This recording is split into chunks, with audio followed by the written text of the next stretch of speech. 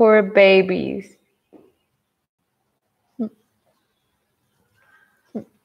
Okay, guys. So today we're gonna see the economic crisis. First of all, in Germany. Is that okay, Irvin?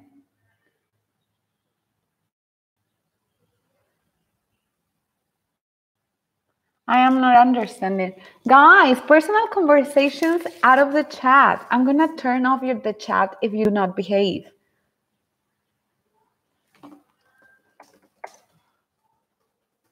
Your personal conversations off the chat, please. Diego, behave. Behave. Okay, I am trying to see if I can share my screen, but I don't think I can. Let me send you the presentation. I'm still like trying to find out the hell is going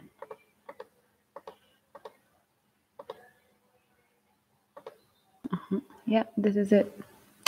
The interwar period.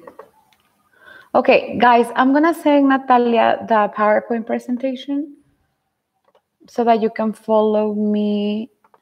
Okay? Be good, guys, please. English. Ugh, I have like 100,000 presentations. Okay. Okay. Natalia is just receiving one PowerPoint presentation. I need you to download it and have it in your phone or in your screen. If you're looking at it in your phone, then just open it and we're gonna go over some terms from the presentation. If you are looking at it from your computer, that's better because you can have me in the computer and you can have the presentation on the other side, okay? Without like closing YouTube. And well, basically the interwar period, first thing that we need to know is that it's going to last exactly the years from the Treaty of Versailles in 1919 until the invasion of Poland in 1939. So it's gonna be 20 years exactly. Thank you, Natalia. Okay, so the first thing that we need to know, we said, okay, in the interwar period, is that it's going to last 20 years. We're going to go from 1919, although the armistice of November was signed on November 1918, okay, that's the surrendering of Germany, then that means that they had a ceasefire. They had a ceasefire, they surrendered, there was no violent conflict anymore. However, the war was not officially over until 1919 when they celebrated the Paris Peace Conference, where all the leaders got together and they signed the Treaty of Versailles. Okay? And we talked about it last interim. So the interwar period, we're going to refer to 1919, the year that the Treaty of Versailles was signed, until 1939, okay? 1939, there. 1939, in which we have Germany's invasion of Poland, okay? I am like very tight in this space. Okay, so first of all, something that characterizes this period is the economic and the political instability, okay? Let's look at Germany first, all right? Let's look at Germany first. Germany, they were put in charge, okay? The Allies, when they signed the Treaty of Versailles, they had to make sure Germany would not get lifted up again, that they wouldn't recover so fast. I mean, they wanted them to recover in an economic way because they were a market that was very likely to buy from the other European powers. So if somebody was broke, they're purchasing. So everybody in Europe wanted Germany to recover, but only economically, okay? They didn't want it to be independent again or to have an army and etc. And everything, all the terms that we saw that were included in the Treaty of Versailles. Now, keep in mind that the Allies and that one use puppet governments. A puppet is like a Muppet, okay? It's a puppet. And a puppet government means that the winner of a war or the imperial power puts in charge of some country, colony, island, or whatever, a puppet government. That means they put in charge somebody, some guy that they can manipulate very easily. And that responds not to the sovereignty of that country in an independent way, but to the great power, to the great imperial power. Okay, so in that way, we're going to see that the United States is going to put a puppet government in Germany. That means that the German governor or the German prime minister right now is going to respond to the allies. He's not really going to see and seek out for the well-being of people, okay, of the German people. He was going to be seen, the Weimar Republic, that's what it was called, the Weimar Republic. You can write it. They were seen, this is a guy, okay? The Weimar Republic was seen as, well, as a betrayal to the people of Germany, okay? A betrayal to the people of Germany, okay? So what kind of measures did he do? He started, his main goal was to pay the debt, okay? And in order to pay the debt, he was going to get all sorts of tricks, but bad economic tricks. Yes, Fatima, what up?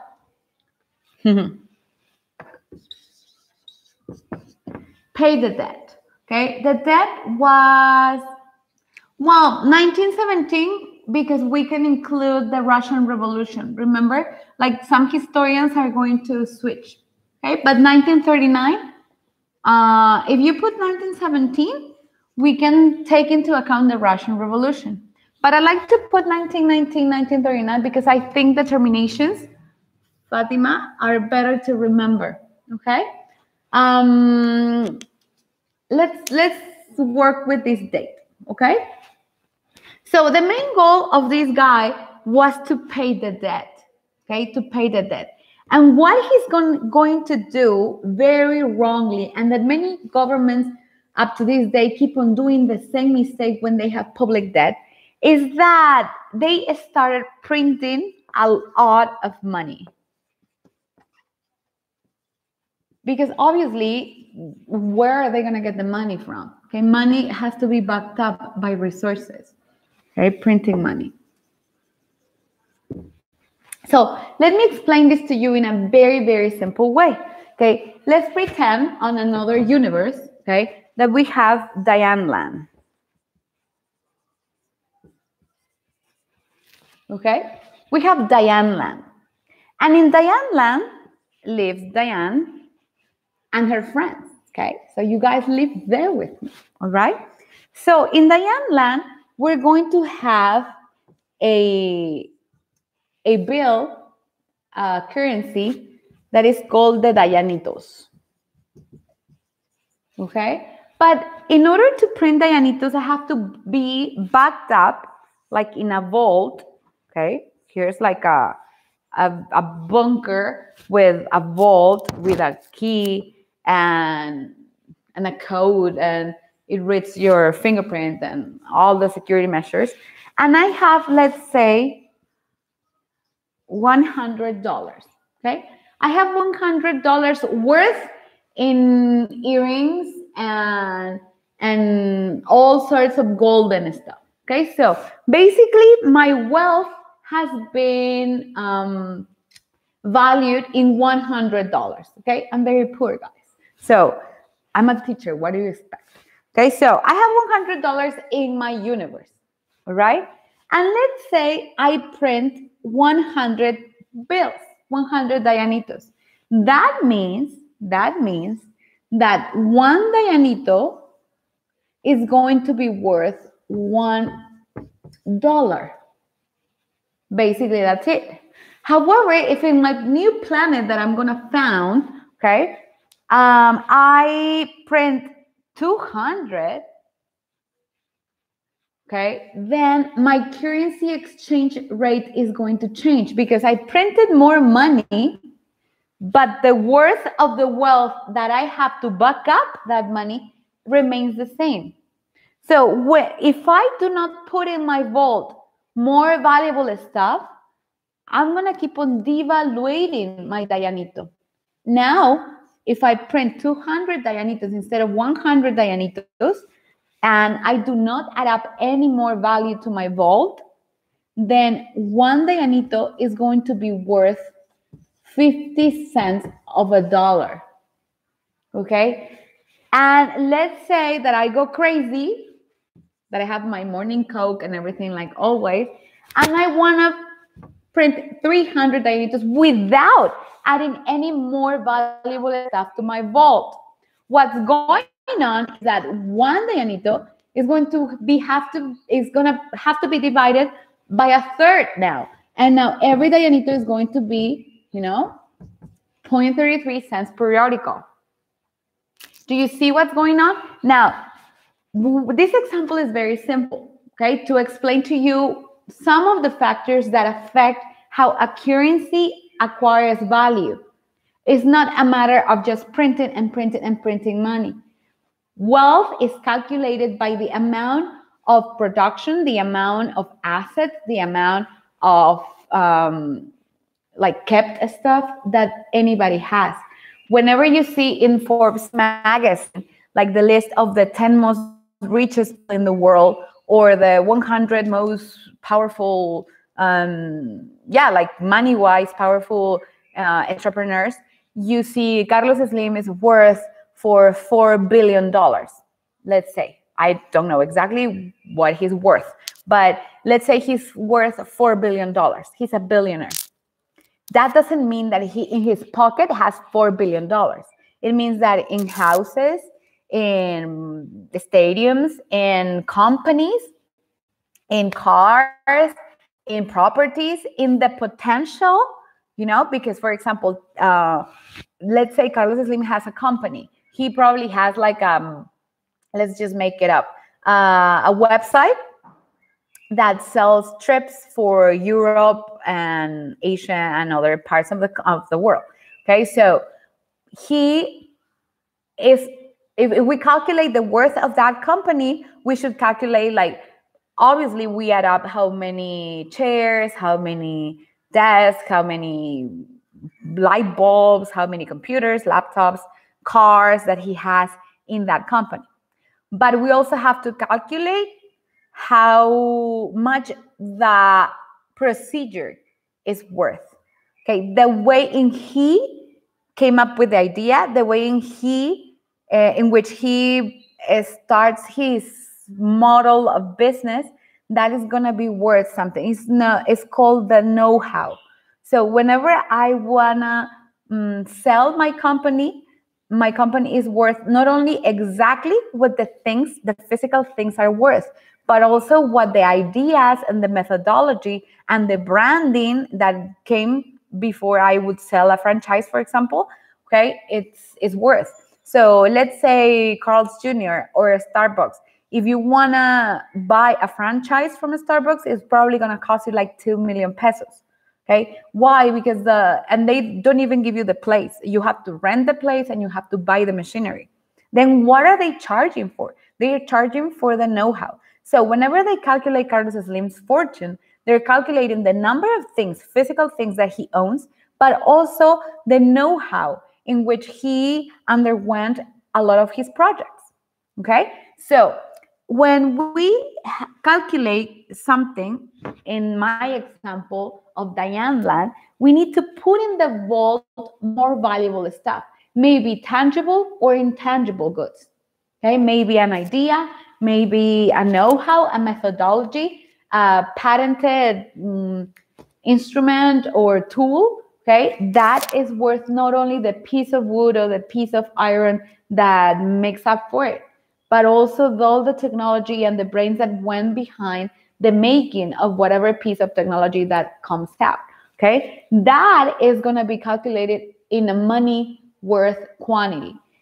That backs up my printing of money. If I do not add up more money to my vault and I keep on printing my money, okay, and I keep on doing more coins and etc., then my currency is devaluating.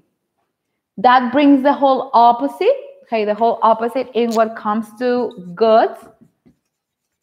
If my currency is devaluating, that means that my prices are going to inflate.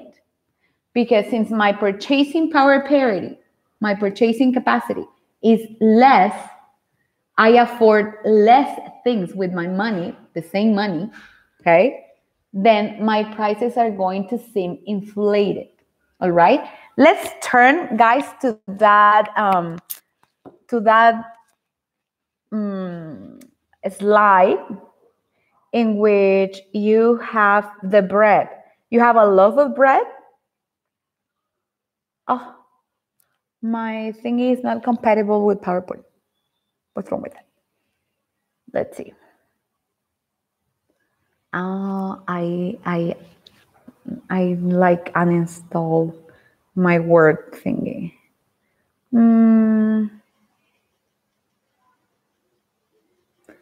I want you to turn to this slide.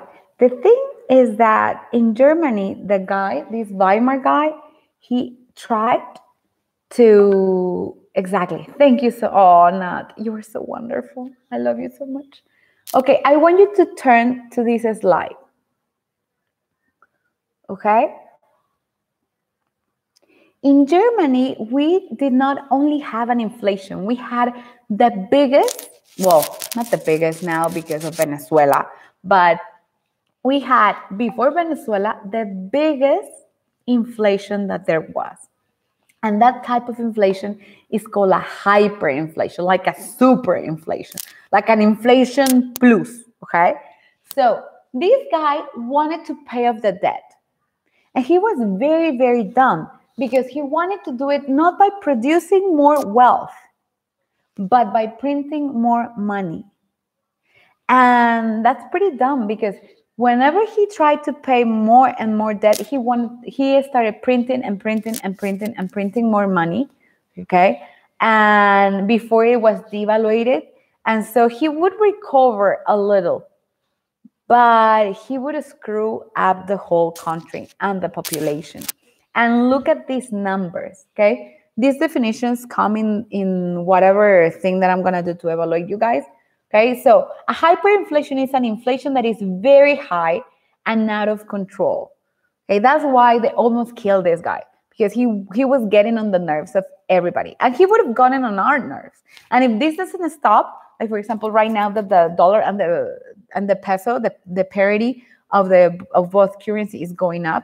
Like I checked yesterday, and the dollar was worth now 25 pesos, almost 25 pesos, and the euro was almost worth 27 pesos.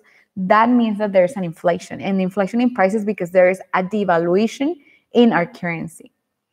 And I mean, this crisis of the virus and the quarantine obviously was going to bring some consequences, but it also depends on the governments to put measures and stop the crisis from being a major crisis, a total crisis, okay? That's what governments are there for. And sometimes they don't really do their job. Okay, this is a very good example. Venezuela's example is also another good example for inflation or hyperinflation. The Venezuela's inflation has for much more surpassed Germany's hyperinflation. Okay, so imagine in November 1918, okay, when Germany surrendered, one loaf of bread was worth 1 mark. That's their currency. Okay, the currency of Germany used to be before the euro, the mark. So 1 loaf of bread, because remember in Europe, they still like bake it as a whole piece and you can buy it as a whole piece. Okay, it was worth 1 mark. 1 loaf of bread was worth 1 mark. In November 1922, 4 years later, 1 loaf of bread was worth 163 marks. Okay. In September 1923, this goes not even a year apart, 1,500,000 marks. That's humongous. And finally, in November, like 2 months later, it's going to be worth 200 billion marks. That was unbelievable. It's just like, let's say we do a bolillo. Okay, let's say like a bolillo, January 1920. It's a big bolillo. So it's worth 10 pesos. Okay, 10 pesos. And then let's say that 4 years from now, in 2022, like when you're in college already, at the end of your college, is going to be worth 1,630 pesos. 1,630 pesos. Un bolillo. That's ridiculous. I mean, you say it and you smile at it because it's totally ridiculous. Let's say like the next year, 2023, let's say you're starting like a master's degree, or you're trying to save up money to go for an exchange program, okay, it's gonna be worth 15 million pesos. How much is your airfare gonna cost then? I mean, can you imagine? It was like, inflation is usually normal. We need to include inflation everywhere, but there are countries that have managed their economy to have a very low inflation rates. I remember like in the series Friends, okay, when, I don't know in what season, but when Chandler is moving in with Monica and he's leaving, he feels regret by leaving Joey alone. And he tells him, he finds ways so that he can lend him money. And he finds ways and he asks Joey, how much money do you think it's necessary to get by? Like rent and other stuff, like basic services, food, rent. And Joey answers $2,000. If you ask somebody living in New York right now, it may be that show just, I think the first season was aired on 1994. So they just celebrated last year the 25th anniversary of the series. But what I'm going for is that maybe right now, if you ask somebody that lives in New York with the same conditions, maybe they are going to give you a quantity of money to get by a month, and it's going to be probably $2,100. It's not going to be so far away from that quantity 25 years ago, or 20 or 16, I don't know in what season it was filmed. The thing is that in the United States, we manage inflation because everybody manages inflation. But the point is to manage an inflation that is as low as it can be. Okay? The least it can be, the better. Now, obviously, in Germany, it just got out of hand.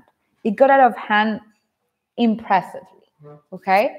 Impressively. Why? Because they kept on printing money. And obviously, you would say, why, if people were in charge, did not see that? Why did they not see this?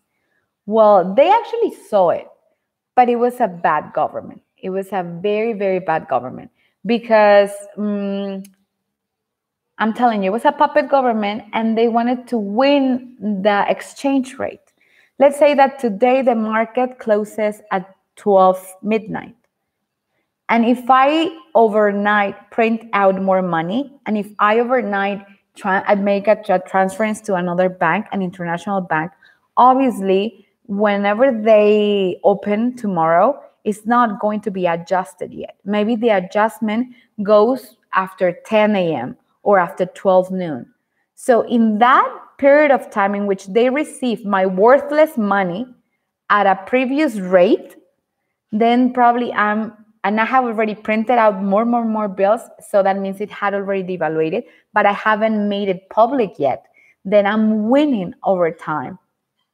All right. So that's one of the characteristics why then when Hitler comes around, he is going to have a very good acceptance among people because they were exposed to such bad governments, such bad administration, that, I mean, whatever firm hand and whatever clear mind and whatever the strong temperament was going to be welcome.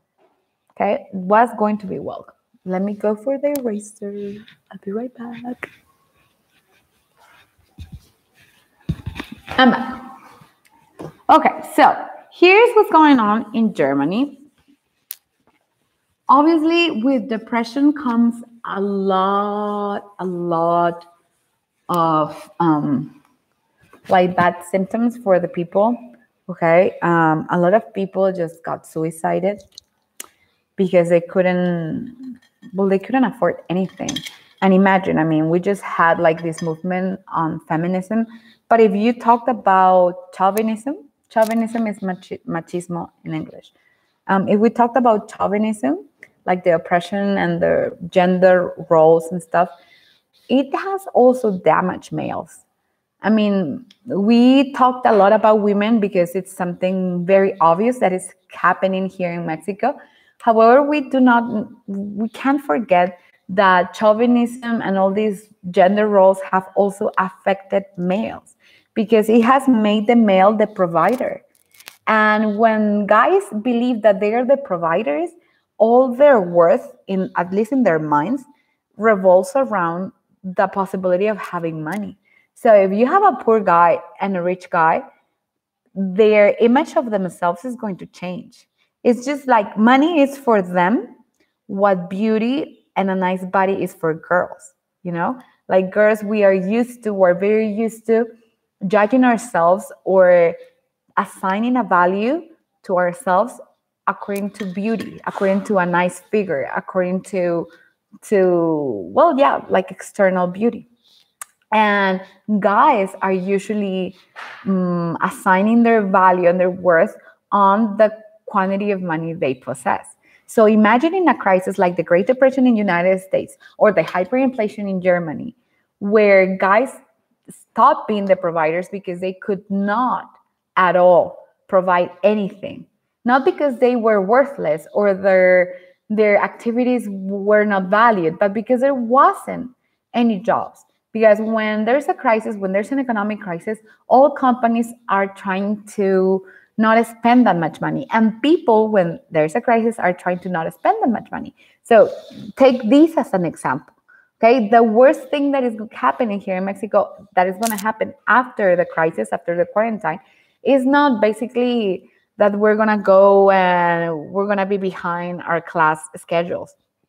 But a lot of businesses, not all of them, thanks God, but a lot of businesses have shrunk.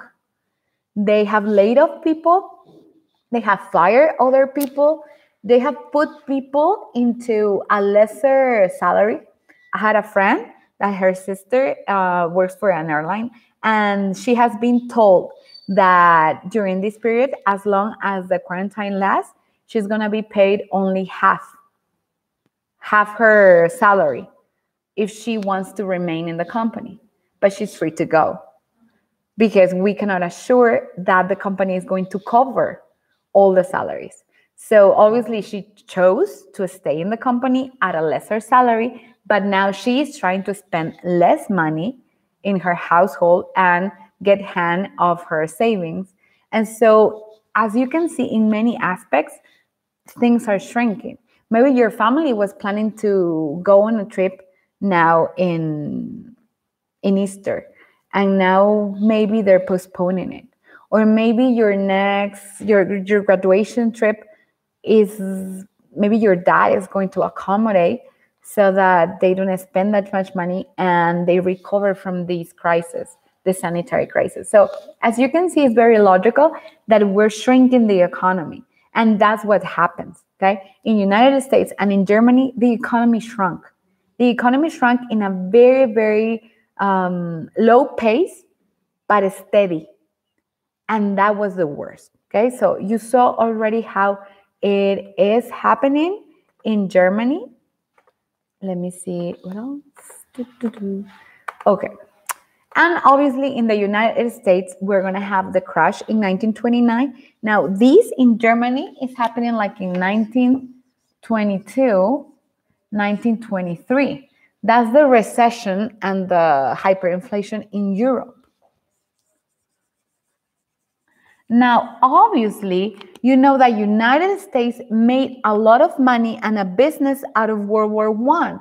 So when World War I was over, they didn't have the enough or the same consumers because, I mean, but at what cost? They were maintaining and they were selling weapons and uniforms and munitions and provisions to the war in Europe.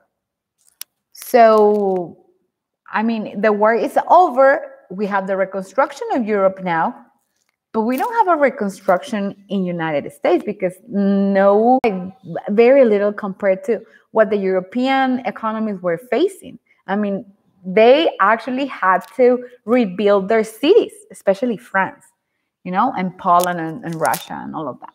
So in Europe, we have a crisis. Obviously, you have less consumers. Okay, you have less consumers. Let's pretend you sell brownies in your classroom.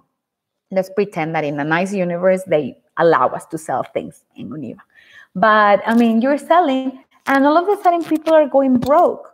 Or some people sell jewelry, or some people sell bolis, or some people sell chips.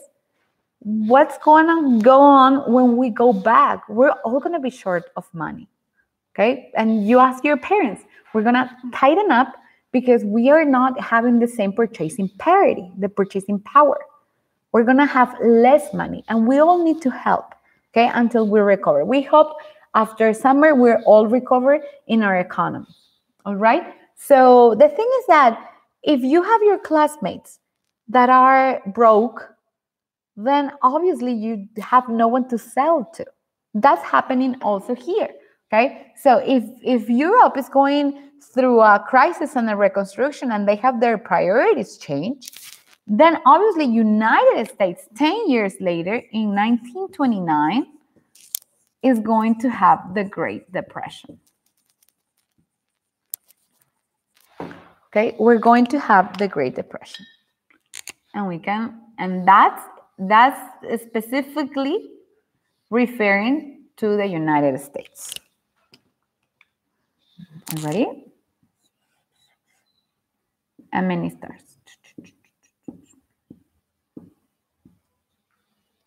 Okay, we're referring to the United States. What is it characterized by? It's characterized by unemployment, very high rates of unemployment. The Wall Street crash in the Black Thursday. Some people call it the Black Tuesday. Some people call it the Black Thursday. I preferably call it the Black Thursday. Okay, it was in October 29th, I believe, of 1929. And that was called the Black Thursday. That's the day that the market crashed. It doesn't mean that before everything was okay and after that date everything went downhill. I mean, things were progressively getting very, very bad in economically wise, okay? But it doesn't mean that it was all of the sudden. It was progressively. It was slowly. It was getting there little by little, okay, step by step. And so with many, many things, we had also very bad administrations. We had President Hoover, who was one of the worst United States presidents in the history of United States. And then we're going to have Roosevelt, FDR. Frederick Delano Roosevelt, FDR. Okay? And obviously, his wife, Eleanor Roosevelt, which you presented in the museum. Who presented it? I think Marian and Valeria and them, right? You guys were the ones that presented? Okay, so Frederick Delano Roosevelt, because remember there's another Roosevelt previously, and Eleanor Roosevelt were the presidents that went along the crisis. This is a very good example of a president that even though he received an economy and a country in crisis, he managed it well. I mean, people are so intelligent, even non-educated people, are so intelligent that we're able to see and recognize a good leadership when we see it. And we do not blame people, okay? People did not blame Frederick Roosevelt for all the mistakes of his predecessors and the history and everything that was happening before Frederick Roosevelt. But he took charge of the situation and he managed it well. He never promised anything that he could not accomplish. he didn't set the standards too high. He said, we're going to manage it. He surrounded himself by very, very important people. One of the most important people was the economist and Nobel Prize winner in 1936, John Maynard Keynes.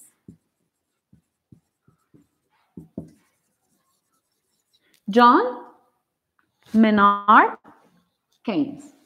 Are you writing this? Because you need to write this, guys. John? I know. There. Because you don't understand my cursive handwriting. John Maynard Keynes. That was a very, very intelligent guy. Let me repeat myself. He was a Nobel Prize winner in 1936.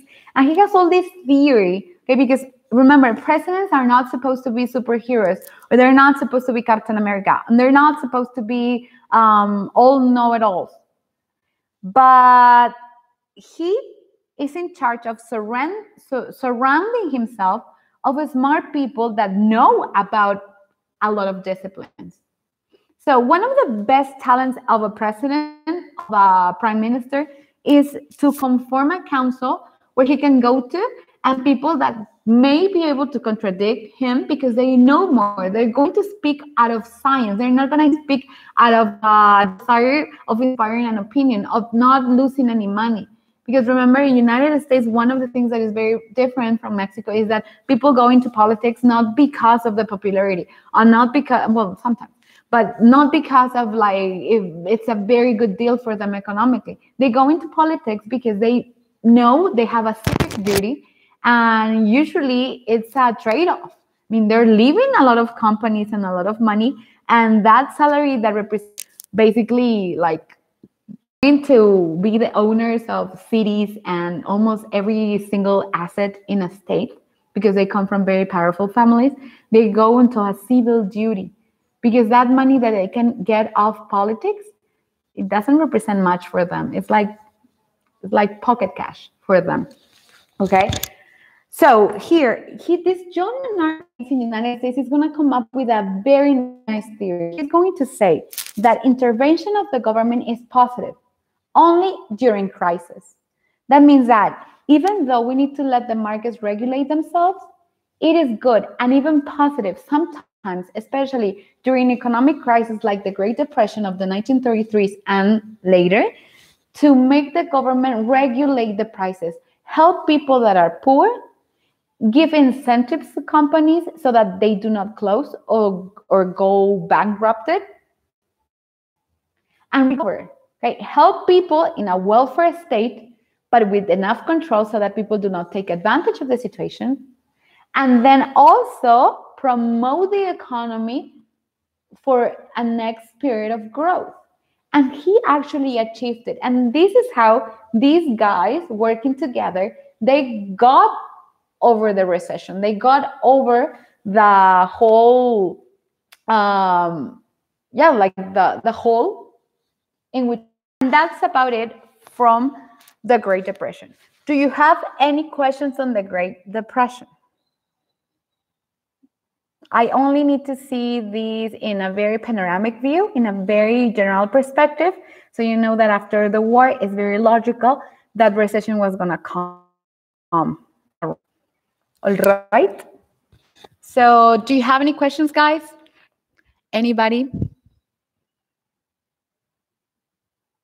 Ian, what you can do if you are detecting that your modem is ever, but they're consuming a lot of the power. And so the thing is that you can watch this in a replay. And if you watch it in a replay, well, I think it's going to be better.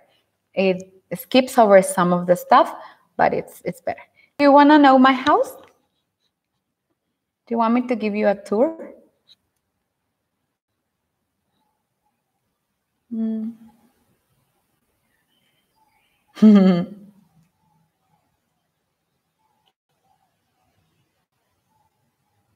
Yep. Okay, we're getting...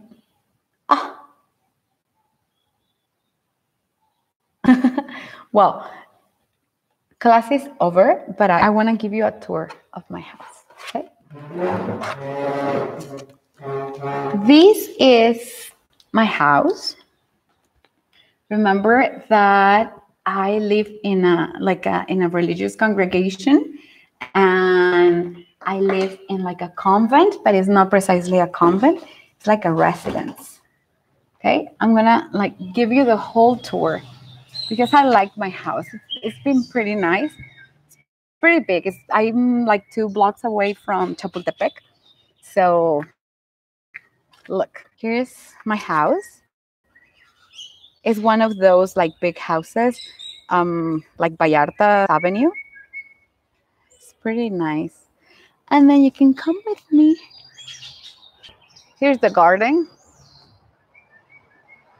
Here's like a little, I know, you can come over and have breakfast here. It's okay. It's very, very nice. See, listen to the little birdies. Here's my imperial door. And there's a lot of religious motifs because remember, it's a religious congregation. Okay, here's the garden. He is Father Thomas Morales. He is the founder of my congregation. Here's the garden. So beautiful. Look how big it is. Yeah. And look, I have aguacates. I have a lot of aguacates. Look, my tree. I'm gonna bring you a souvenir of aguacates when I go back to school. And then the most beautiful part of my house is the chapel. Remember that I organized a lot of the spiritual retreats? My retreats are basically in silence, all the time in silence, because you need to be quiet to connect with your inner self.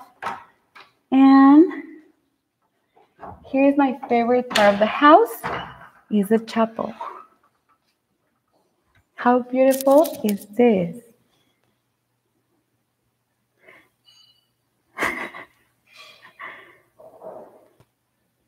See?